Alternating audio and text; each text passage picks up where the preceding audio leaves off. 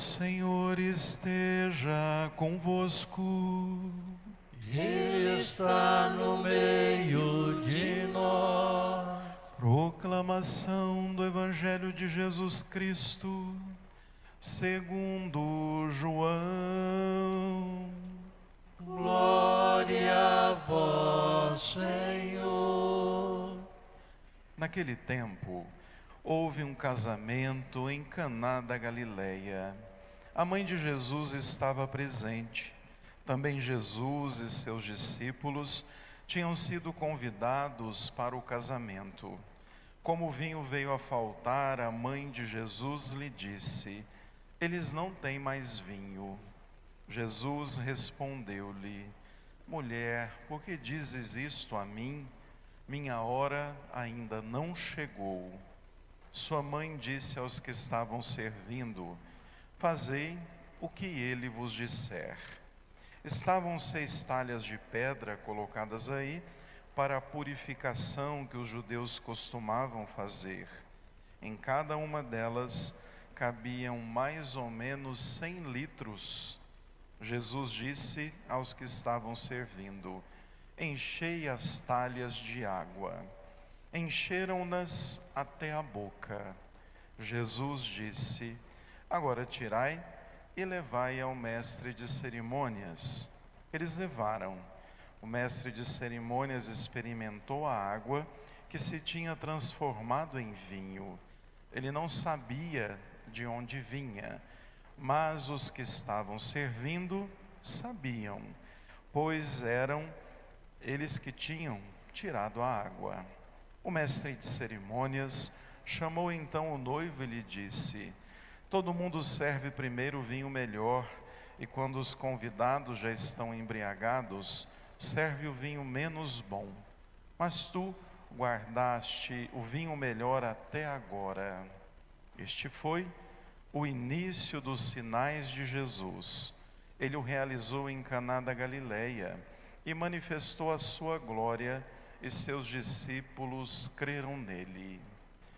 Palavra da salvação. Glória a vós, Senhor. Aleluia, aleluia, aleluia, aleluia, aleluia, aleluia, aleluia, aleluia. Amados irmãos e irmãs, com a liturgia de segunda-feira passada, nós demos início à primeira semana do tempo comum. Nós temos entre o ciclo do Natal e o início do tempo da Quaresma uma parte de tempo comum. Então nós começamos desde segunda o tempo comum, portanto hoje é o segundo domingo do tempo comum. Qual a característica desse tempo na vida da igreja? O tempo comum é o tempo em que a gente é convidado a aprender os grandes ensinamentos de Cristo. A gente entende o tempo comum como sendo uma escola de discípulo, que cada um de nós senta para ouvir aquilo que o Mestre tem a ensinar. Por isso, cada domingo, nós temos uma liturgia diferente, um foco litúrgico diferente, para que a gente vá aprendendo os grandes ensinamentos daquele ao qual seguimos e a quem, sobretudo, reverenciamos por tudo aquilo que fez por nós. E vejam que, ao olharmos a liturgia, nós temos 3 anos diferentes: o ano A, o ano B e o ano C. Cada ano a igreja nos propõe a leitura de um evangelista. Nós lemos no ano A Mateus, no ano B Marcos, e no ano C, que é este ano, nós estamos lendo o evangelista Lucas. Vamos ler todo o evangelho durante o ano. Por isso, a cada ano, nós somos formados na ótica de uma das comunidades cristãs. E o evangelista João entra no meio para nos apontar alguns elementos que faltam nos demais. Vejam que o ano C, ele traz uma característica muito interessante. Ele começa os domingos comuns, trazendo presente o início do ministério público de Jesus, segundo o evangelista João. Se vocês ouviram bem, no fim do evangelho estava escrito que esse foi o primeiro sinal público de Jesus, ele numa festa de casamento, transformando umas centenas de litros de água em vinho. Então, o propósito da igreja com este segundo domingo é que a gente perceba como aconteceu o início da vida pública de Jesus logo após o seu batismo. Aqui, focado no primeiro sinal, que é o sinal das bodas de Caná. As bodas de Caná é um evangelho muito rico, que dá para ser trabalhado dentro da pedagogia litúrgica de inúmeras maneiras, mas eu quero focar sobretudo na proposta e na pedagogia da igreja, que é nos apresentar no começo do tempo comum Jesus como sendo o grande noivo e a igreja, a Nova Jerusalém, a grande noiva. Para isso, a gente vai se apoiar em toda a liturgia para entender o propósito da pedagogia da igreja. Então, primeiro, a gente tem que saber que lá no Antigo Testamento, no profeta Isaías, vem escrito no capítulo 25, que o dia em que se manifestasse a salvação da humanidade, esse dia aconteceria como uma grande festa, uma festa que teria vinhos finos e uma festa que não teria mais fim. A promessa então é que a manifestação messiânica começaria com uma grande festa, um grande festim do reino de Deus. Quando a gente ouviu a primeira leitura, nós começamos a ouvir a ideia de que Jerusalém, que era o coração daquela região, era uma cidade que seria, num dado momento, como se fosse uma noiva. Ouviram bem? Fala inclusive que ela usaria coroa, que ela usaria diadema, que celebraria uma grande festa, que não teria mais nenhum tipo de vazio. Então, Jerusalém um dia acolheria essa festa da alegria. Jerusalém, na verdade, é a síntese do povo de Deus. Quando na Bíblia a gente fala Jerusalém, não está falando só de uma cidade, está falando, na verdade, do povo de Deus, porque Jerusalém é o coração daquela região, e mais do que isso, é a chamada cidade edificada, é a chamada cidade em que Jesus, sem dúvida nenhuma, entregou-se por amor. Tomando nota disso, a gente vai para o Evangelho, que começa falando que Jesus, sua mãe e seus discípulos foram convidados para uma festa de casamento. Naquele tempo, as festas de casamento, elas tinham um ritual que duravam exatamente 7 dias. Não era como nos tempos de hoje, que de repente uma noite seria a festa de casamento. Não, eram 7 dias inteiros. E nesses 7 dias inteiros, o casal tinha que prever comida e bebida para todo mundo. Então, a gente pode, na verdade, estranhar o porquê que aquele noivo não prestou atenção que faltaria bebida, ou que a bebida não seria suficiente. É porque não era um dia de festa, eram 7 dias de festa.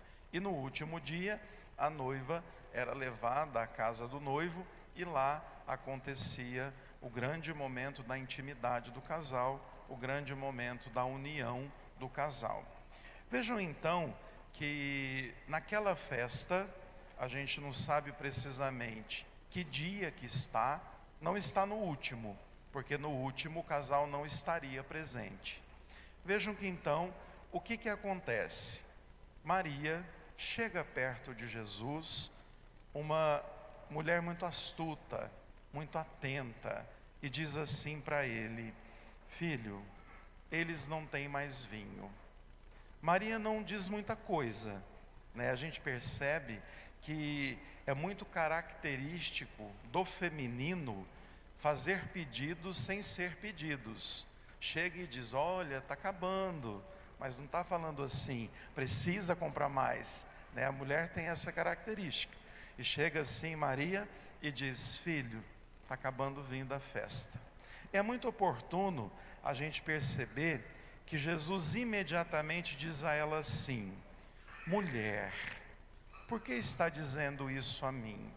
Ou, numa tradução mais precisa, ele diria assim: mãe, qual a nossa responsabilidade diante disso? Porque quem eram responsáveis pela festa eram os noivos. E, na verdade, quem tinha que se preocupar com a falta de vinho era o noivo. Mas Maria sabia quem era Jesus. Portanto, ela chega e diz a ele: filho, o vinho está acabando. E logo após ele dizer a ela que responsabilidade temos, aí então ele vai certificar falando: mãe, a minha hora não chegou. Que hora é essa? É a hora dele ser manifestado. É a hora, na verdade, de todos o conhecerem. É a hora que ele vai de fato realizar o processo de salvação da humanidade. Então ela olha para os servos e diz: faça o que ele vos disser. Ou seja, ela vai fazer com que Jesus assuma o seu lugar no banquete do reino. Ele é o noivo que ama tanto a sua noiva, que é a humanidade, que chega a dar a vida por ela. E vejam que então aqui começa o cumprimento das profecias do Antigo Testamento no que diz respeito à festa. Jesus então olha para eles e pede para que coloque água nas talhas que estavam vazias, e ali ele transforma centenas de litros de água em vinho, cumprindo a promessa que quando chegasse a salvação, ela chegaria somada ao banquete. E a noiva, a Jerusalém, precisaria de um noivo. E o noivo aqui se identifica como sendo o próprio Jesus, responsável por não faltar vinho naquela festa. Aí vejam que então há um fato curioso, que quando começam a servir aquele vinho abundante, o mestre de cerimônias chega no noivo, que seria, na teoria, o responsável pela festa, e diz a ele: olha, que interessante, né? Você deixou o melhor vinho, o vinho mais fino, para o fim da festa, né? Costuma-se colocar primeiro o que é de melhor, e depois que todo mundo já está cansado de comer e beber, coloca o mais inferior. E não, você guardou para esse momento. O noivo não entendeu nada, porque na verdade o grande noivo desse evangelho é o próprio Jesus, que inaugura a festa do reino de Deus e que assume Jerusalém como sua nova e eterna esposa. E aqui a gente olha para Jerusalém não como uma cidade, mas como a humanidade que Jesus assume um pacto, uma aliança de amor. Por isso, não ficaremos mais sozinhos. Por isso, não faltará mais alegria. E no banquete do reino de Deus, Ele cuida de tudo. E ainda contamos com o olhar materno de sua mãe Maria. Aqui, vale a gente recordar que todo esse vinho significa muito, porque se nós imaginarmos que Jesus transformou muitos e muitos litros de água em vinho, hoje Jesus transforma muitos e muitos litros de vinho no seu próprio sangue. Para quem tem dúvida, não tenha dúvida, porque assim como a abundância do vinho, a água transformada, também temos em toda a missa, que é uma festa, que é um banquete do reino, que é marcado pela entrega do noivo à sua noiva, que hoje somos nós, e que transforma todo o vinho no seu próprio sangue, entregue na cruz para salvar a humanidade. Então hoje nós olhamos as bodas de Caná, trazendo presente o primeiro sinal de Cristo, um sinal que se estende até os dias de hoje e que cada um de nós é convidado a viver. Tomem posse da abundância que vem do próprio Deus. Tomem posse do amor que transborda e não permitamos que o vinho da vida azede. Quando azeda, vira vinagre. Então que a gente não permita que a nossa vida seja cheia de vinagre, mas pelo contrário, tem o vinho da alegria, o vinho do amor, o vinho da salvação. Louvado seja o nosso Senhor Jesus Cristo. Para sempre seja louvado.